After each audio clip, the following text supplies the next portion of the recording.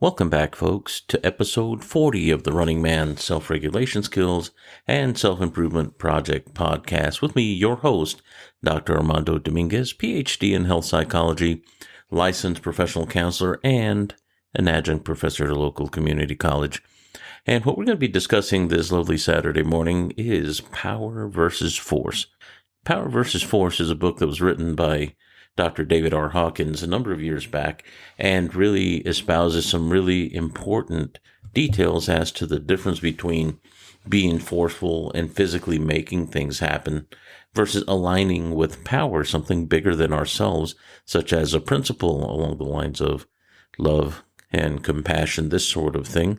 And those sound very altruistic. And yes, this can be a very big topic, but in the practical sense, how I apply this to self-regulatory skills and how I can manage my movement through my life as I know it, through my world and my relationships and interactions, that's where this becomes exceedingly useful as a principle, but also as a perspective tool moving forward to make things better and to increase the quality interactions that we have in our lives in greater quantity. And who doesn't want that? So, power versus force. What is power and what is force are going to be the two things we'll define first. And we'll start with force since this one's a little easier. And force basically has to do with those things that I can physically put my hands on and create influence with, that often I can push and pull and manipulate to make, in the sense of influence, make things happen, encourage people to do things. And this is by our verbiage, by our behaviors, by our influence applied by our body language, our tonals, and also the things that we may promise or imply or encourage or expect that may shape how we do and interact with people. And these things will create either beliefs, misbeliefs, depending on how accurate the information is, and may also encourage some things that may or may not be particularly healthy, such as stressors or behaviors based on stress, or those things that make us not want to stress because life is too hard. That's a belief. Based on the things that I'm experiencing, I have no power to change my life, or those things that occur in my world, and things are out of my control. Notice those are all some really negative beliefs. Those are in line with force. Now, the negative aspect of force is that I am creating more of a versus the yin and yang balance. I have more of a yin draw or a suckish quality wherever I am drawn down, held down, and it's almost a gravity that keeps us down. And you've probably heard terms like this whenever people experience feelings of feeling hopeless, helpless, not knowing what to do in a situation, being overwhelmed when situations are bigger than us, and succumbing to the force of an environment. And we've spoken a lot about environment from the skin out, also the impact of the external environment changing what goes on with the skin in our internal environment, our neurotransmitters, feelings, emotions, thoughts, beliefs that come as a result of how we interact with our environment. And that's the nature versus nurture thing being out of balance, where the nature becomes basically afflicted by what is inflicted upon it by the environment, if it is stressful or dangerous, for instance. Not in all cases, but yet along those lines. But that helpless, I can't do anything to stop this. Hopeless, I have no sense of understanding of what's going on. It's too much for me and I don't know what to do. And this is where we start having that anxiety, depression aspect, and the shame, guilt, the internal environment starting to roil and turn like a wheel very quickly in our minds, and bringing about self-adjudications that are really hard. Now, that is force applied and being overwhelmed by something that would be more powerful. And even if the environment is stressful, we can consider that a source of power that's bigger than what force can apply. And it's a perfect example of me trying to muscle my way through or make things happen whenever things aren't allowing it to happen, because there are things, in quotes, and I am flexing my air quotes right now, beyond my control. We can't control everything, that's an absolute. But we can't control all things, but there are things that we can control. And we lose focus whenever we zoom out to look at the big thing as what Ken Wilber in his writings would call a hole on, in quotes. a whole on being a whole, everything being a whole, versus seeing it in its more wall-like, brick-like structures, in a sense of a metaphor that I'm using, wherever it's bits and pieces put together, individual bricks put together to make up a wall, so to speak, and therefore it stands as part of a larger whole. But yet we tend to forget that it's elemental, and if we want to break that wall, we could. We could start by hitting the masonry joints wherever all the cement and stuff join the bricks together and create a weakness. Now we can apply force judiciously at a lower level and make a change to that larger structure. So can we apply force against power? Yes, but it tends to be a little daunting. It's like taking a brick to at the very bottom and trying to break it of a 10-story building. That's probably not going to work so well, and probably won't topple the building. Too much force involved. So I think I've defined what force is and how that tends to be more of a man-made, physical, limited by the material 3D existence that we experience. And that kind of gives us a definition for what we're working with moving forward with this discussion. Now let's discuss power. Let's define that to the best of our ability. And if we're looking at power, power isn't always a bad thing. And I know that there are many cliches out there that have to do with power and absolute power corrupting absolutely, and I do not agree with that. I do believe that there are those that could become corrupted whenever they're running an ego game, and whenever we're doing the ego-syntonic thing, and that my ego believes that the power that it holds is somehow having to do with the value of the individual's self-image or ego self, or that somehow they've elevated themselves from the most base to somehow higher and above, versus realizing that the materialism and the power and the influence that they've gained, or forceful influence or creation of force at the limited human level, is somehow greater than what it is, and we all lose power. We see what happens to our politicos whenever they're out and about and people are taking shots at them. We realize how human they really are. And this isn't making right or wrong about that, but just using it as an example. So what is power is the question that I'm asking. And how do we define this? In the more altruistic sense, the way David Hawkins in his book mentions it, is that power would be along the lines of aligning with love, for instance. And this is the universal altruistic love. This is not the love in the romantic sense, even though that has a sense of measurable power, so to speak, on his scale. And those are the good feelings. And yes, it is physical at first, and you have the chemical romance going on, and there's nothing wrong with that. Those are good things. But that's not power. That's still at the force level. But can that get to the point of generative power? Yes, it can. If someone actually does become in love with somebody, and they care for somebody, and even to the point where they would be willing to sacrifice themselves to help each other, then we're starting to see the growth in power that started from a point of force. And it may have been a powerful thing in the beginning in the sense of how they experience it. But that is an example, a smaller example. A larger example would be fear. The way he measured it is about, on a scale of 1 to 1,000, about 100, and that's being in the survival level mode.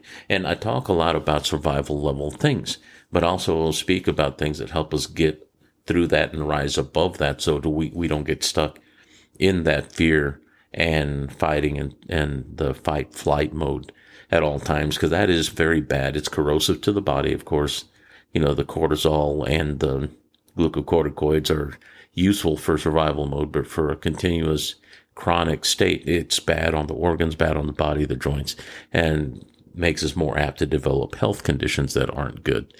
And power, once again, what is this? If we were to align with something that was power, and fear is along the lines of a high level of forcefulness experience, but also a measure of power of 100 on a scale of 1 to 1,000, where does love fall? According to Dr. Hawkins and his scale, love falls in the range of 500, and that is a very high level. This is, in a sense, a very altruistic love, not a conditional love, one wherever we have love for species, love for animals, this sort of thing, and those things that are living. And I'm not saying necessarily anything about dietary choices or anything along those lines, but wherever we have care and regard for our fellow human beings, and being a good human, and being a nice human being to each other, that sort of thing. So that would scale out at about 500. And this is wherever you might say to somebody, hey, peace be with you. And this is not necessarily a religious thing, but that is something that we see applied in religious circles. But even outside of religious circles, when you see somebody and you wish them well and tell them, hey, be safe, take care, be careful, and you may not know them, give them a smile and, hey, take care of yourself out there. That's well wish. Those are within the range of the 400 to 500 range of loving another without necessarily having an intimacy of family or relationship, but just being generally kind to those that are at large. And whenever we look at the higher scores, the altruistic, compassionate love that has to do with having compassion for all beings and things, we start approaching the level of 700. That is closer to the area of what we would call enlightenment, which means every step you take, every breath that you draw is within that realm of I'm continuously compassionate and loving. And this is where we start seeing our avatars, our Christ-like beings, wherever we have those that have become enlightened since. We have the historic designation of Christ in history, this sort of thing. And I'm not pushing religion one way or another, but just as an example along the scale, because he measured that. He also measured Mother Teresa, Gandhi, and what he did, and Martin Luther King, and those being very altruistic patterns that they lived and espoused, but also that they did and sacrificed for the larger whole. So just some ideas. So what is power? Have I defined it yet? Not perfectly yet, but the principles that were driving them were measurable. But to align with power is to align with something bigger than yourself. And I'm going to use two terms. One is from a book called The Magus of Java, written by Costas Danaos. That's actually his pen name. But he'd studied with a martial artist that was in a video many years back. I remember seeing this with my dad when he was still alive. And it was before I'd gone into the military. And it was a documentary on Java in Indonesia. They called Ring of Fire. And they introduced this man that was able to do acupuncture and had a great deal of energetic capacity, whether you believe in that or not. I tend to have my own opinions about that I'll discuss at some other time. But the Magus was able to actually do what was called pyrokinesis and actually run electrical energy through these needles, but there was no way that they could find that he was faking it or using some sort of device to make these people jump and twitch whenever the needles were in, because he was doing acupuncture. He was a high-level martial artist, a meditator, and a traditional Chinese medical doctor in a Chinese community in Java, in Jakarta, I believe, or near Jakarta. But the important thing that I want to mention about this book is that John Dijang, or John Chang as they knew him, mentioned that he believed in one source, or the one God, which was highly unusual for having been brought up in a mostly Southeast Asian community, and not really espousing a religion in particular, but by his experience and connection. But he talked about aligning with Zhou Do. Zhou Do meaning heaven's will. In the more Western sense of what we understand, that comes out of the East, of course, the idea of God's will or divine will. And these are bigger things beyond self, beyond ego self, beyond individual self, beyond our groups that we live in, villages and countries. And we're talking about truly a principle that would become very powerful whenever we're in alignment with. So to define power, this is along the lines of that idea.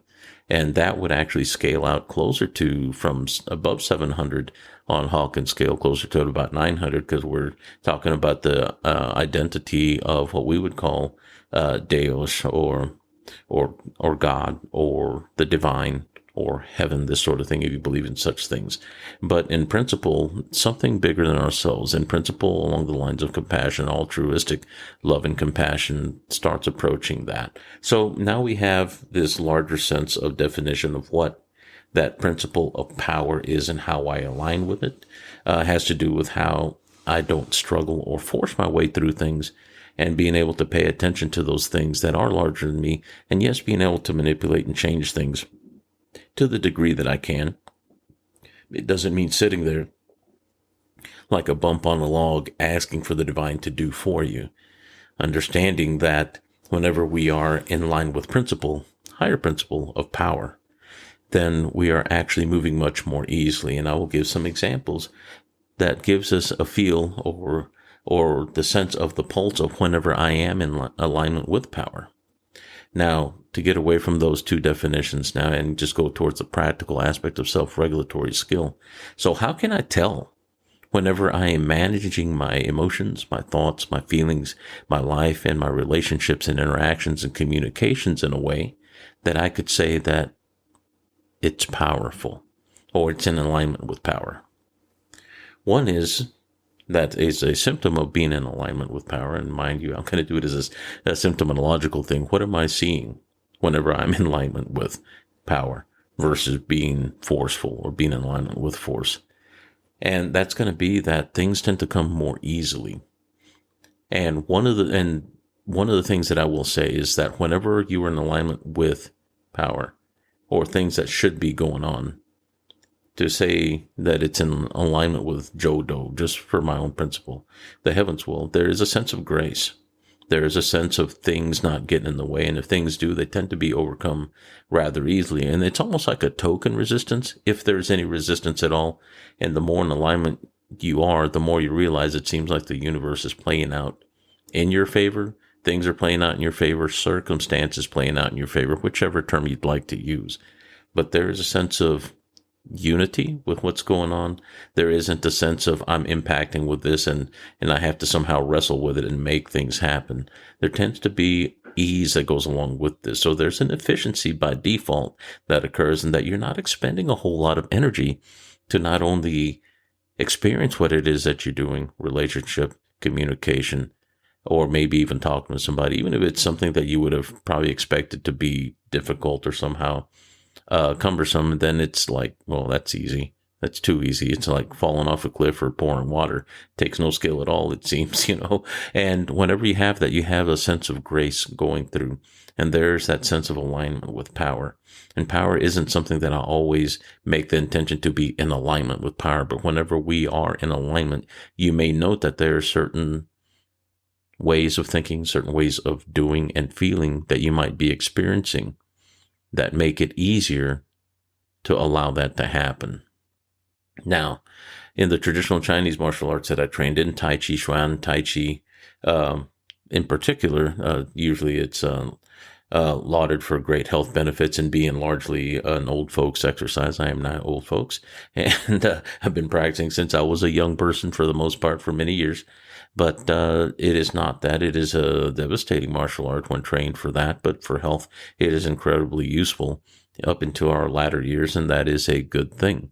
Now, why I'm using this as an example is that the principle of intrinsic power that we have naturally occurring in our body, not anything you have to do to use it because it's already there. And it isn't a oogie boogie esoteric, thing that I'm drawing in for myself and selling my soul to the devil power. Not that.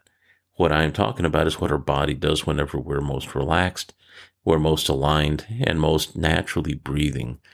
Breath, alignment, and root and good structure gives you a natural power. An intrinsic power can be applied through that with the least amount of effort. That means no force or very little force, and the maximum amount of output. And this means that we have a development of power when we align with, for instance, the earth and gravity. We tend to root, and our structure seems to be heavier than normal when our body's still the same. But yet this is leveraging or using what we would call unity or joining with a larger force, and that's the earth. So if you're truly rooted, and if you push somebody, you're getting pushed not just by me standing on the earth, but I'm pushing you off of the earth, making you jump back a few feet, if that's what we're doing, just pushing, because I'm using the earth beneath me and I'm rooting into it, and the earth is pushing you plus me. So it's kind of a nice feel. So just as an illustration, that is an idea of intrinsic force, but our body intrinsically has the capacity for this. Think about a baby, and I've been thinking about babies lately, and I'm just giving a shout out there because my second son just recently He and his significant other person have had a baby, so they've made me grandpappy, and that's kind of a cool thing. And she's a very strong individual. And how is she strong whenever she's a little helpless baby, you would think? One of the things is that babies, when they do things, and Tai Chi is well known for using this adage, is that being natural like a baby confers power. And that has to do with the fact that if you ever noticed a baby and whenever they grab something, it's not just with their hand. It's all of them. All of their body is involved, and it's an incredibly strong grip, even though it's really relaxed, and it really sticks to you when they hold your finger, or they get your hair, or grab something they shouldn't be. And sometimes they have a rattle, and they have what we would call as an adult a death grip on it, when in actuality it's the grip of life, because it is very powerful. But something to think about, because the more natural and relaxed we are, the more rounded our bodies become, less rigid. And it's not so much that we shouldn't be upright and straight. Our structure should support what we're doing. But physically, whenever we're more relaxed, we are apt to feel more at ease in our environment. And that is applying power in your environment. You don't have to be doing anything in particular, but sometimes it's this self way of being, just that relaxed state of being that confers power in what you do. And sometimes whenever we're most at ease is whenever we feel the most flow, so to speak, whenever we're doing things, and therefore we have an alignment with power. And these are the things I wanted to touch upon today, because they're very important to what we're going to be discussing moving forward with the podcast, as we're discussing not only application of skill to make self-regulation more effective, but also to hopefully encourage and grow the possibility of gaining more quality of life experiences, having more influence in those things that are really important to us without necessarily being forceful or ungraceful. And these things apply in a physical sense, and there are things that we can practice in a physical sense that have transfer of training or skill to things that we apply in how we interact with people. So in that vein, today we've discussed power versus force as an idea, and we'll be hitting more on these principles as we go forward. And I just want to tell you, thank you for sharing this Saturday morning with me. It's been an exciting week for me, and I will tell you it's an exciting time moving forward, because the podcast continues, and I'm looking forward to the near future with this podcast. So we're going to pivot some directions as far as other platforms. YouTube is one of the areas that we'll be going to when they change over to the RSS feed, and I'll be delivering this podcast there as well. And we're probably going to be loading some videos as we go. But for now, if you have any feedback, any questions, or anything that you'd like to add, or any suggestions, please do send those to me at runningmangetskillsproject@gmail.com. And I would be happy to talk to you, listen to you, and hopefully adjust what it is we're doing here. If you want to hear something discussed, whether it be psychological or application or strategic, this sort of thing, or anything you'd like to hear about, please let me know. And I'd be more than happy to accommodate and share some of those ideas as well. And I appreciate your time once again. So I hope that you have a good week going forward. Thank you for your time once again. Walk well.